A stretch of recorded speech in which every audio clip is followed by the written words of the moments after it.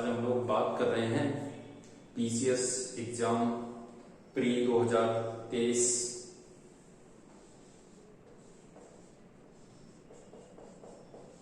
Exam 2023 की बात हम लोग कर रहे हैं और ये एग्जाम हाल में होने वाला है। और इस एग्जाम में को लेकर बच्चों में कई दुविधाएं हैं कि जो खासकर नए बच्चे होते हैं कि कहाँ से कितने क्वेश्चन आएंगे, कैसे क्वेश्चन आएंगे और उनको कहाँ से पढ़ा जाए, किस प्रकार से किया जाए। तो इसको पीसीएस प्री को लेकर डरने की जरूरत नहीं है। हाल में खासकर जो नए बच्चे हैं उनके, और क्योंकि निर्धारित है कि कहाँ से कितने क्वेश्चन आते हैं, सब्जेक्ट आपको पता है।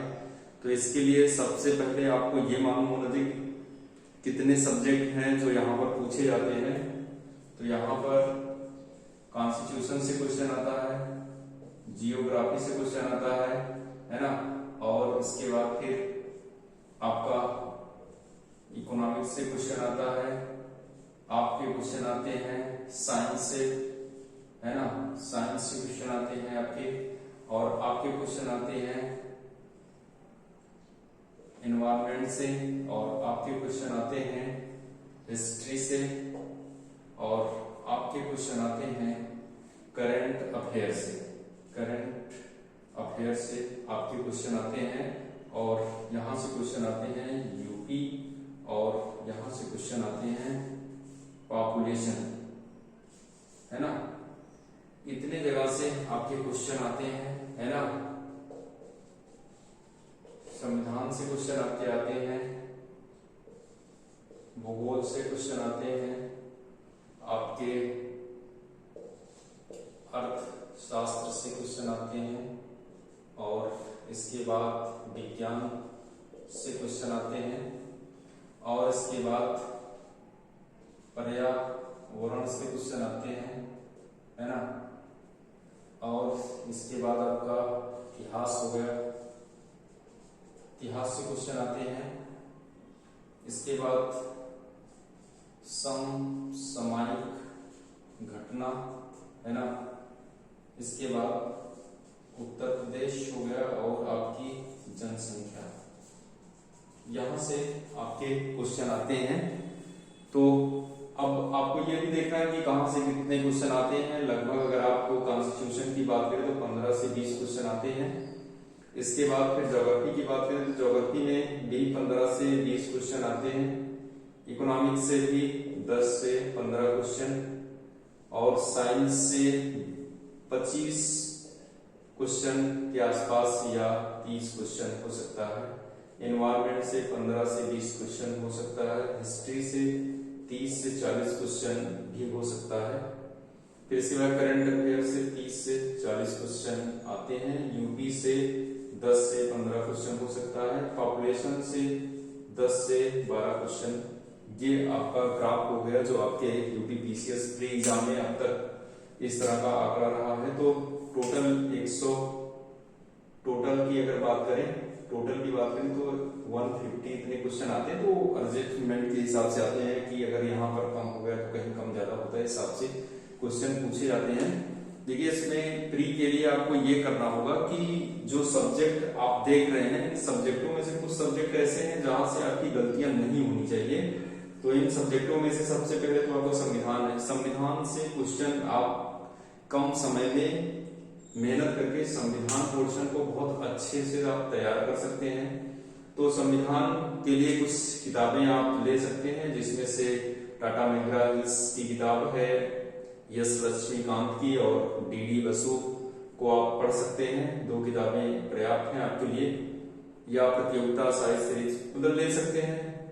भूगोल में फिजिकल ज्योग्राफी के लिए आपको सविंदर सिंह की किताब अच्छी रहेगी। और इसके बाद फिर आप कुमार गौरव को भी देख सकते हैं। और मैथ के लिए आपको जो मैथ की बहुत सारी किताबें आपके पास है, मैथ लेना जरूरी होता है क्योंकि ज्योग्राफी में बिना मैथ के नहीं हो सकता है। अर्थ, और इसके बाद आपका पर्यावरण, पर्यावरण के लिए आपको एनसीईआरटी किताबें सबसे अच्छी मानी जाती हैं, जो आपके लिए सबसे अच्छी होती हैं, और यहाँ से क्वेश्चन करना भी आसान होता है। और इसके बाद फिर आपका ये घटना चक्र, समसामयिक घटना चक्र, जो करंट अफेयर से क्वेश्चन होते हैं उन क्वेश्चन के लिए आप घटना चक्र भी पढ़ सकते हैं, घटना सार पढ़ सकते हैं, दृष्टि द रीजन का नोट्स पढ़ सकते हैं, और उसकी जो किताबें आती हैं वो पढ़ सकते हैं। यूपी के लिए आप कुछ भी किसी भी कोचिंग का नोट्स पढ़ लेंगे, आपके क्वेश्चन हो जाएंगे। जनसंख्या नगरीकरण के लिए घटना चक्र आपका आता है, तो आप इसको पढ़ के देखिए। ये पोर्शन, ये पोर्शन, ये पोर्शन, और इसके बाद विज्ञान भी आसान होता है।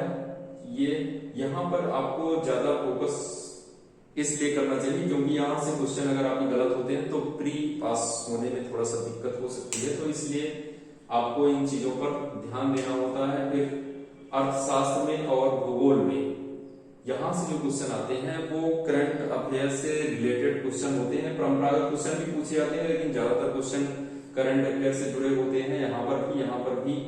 और जैसे भूगोल से अगर क्वेश्चन आता है तो आप लोग हमेशा देखते होंगे कि यहाँ पर ये होता है कि जो अभी वैश्विक दौर में या भारत में जो भी तमाम इश्यूज चल रहे हैं, इन्वायरमेंट से वो हो सकते हैं, जियोग्राफिकल एरिया को लेकर हो सकते हैं, तो उनसे करंट क्वेश्चन भूगोल में बनते हैं, और इसी कंडीशन में अर्थशास्त्र से भी क्वेश्चन बनते हैं।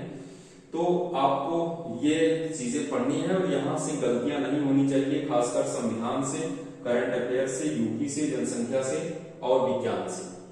ठीक है, फिर आपका बचता है भूगोल, अर्थशास्त्र और इतिहास। तो इतिहास थोड़ा सा लेंदी है। इतिहास में झांसी माली, केसी श्रीवास्तव, या फिर आप ले सकते हैं मेडुअल के लिए आप एलपी श्रीवास्तव को भी पढ़ सकते हैं, और इसके बाद मॉडर्न के लिए आप बिपिन चंद्रा को देख सकते हैं। तो ये आपके लिए किताबें हो गई, लेकिन अब जरूरी ये है कि ये क्वेश्चन इतने आएंगे, है ना, क्वेश्चन आएंगे, तो अब जरूरी ये है कि पढ़ा कैसे जाए। बच्चों के सामने दुविधा ये है कि इतने क्वेश्चन आएंगे लेकिन इनको पढ़ा कैसे जाए, है ना। तो पढ़ने के लिए ये है कि आप सबसे पहले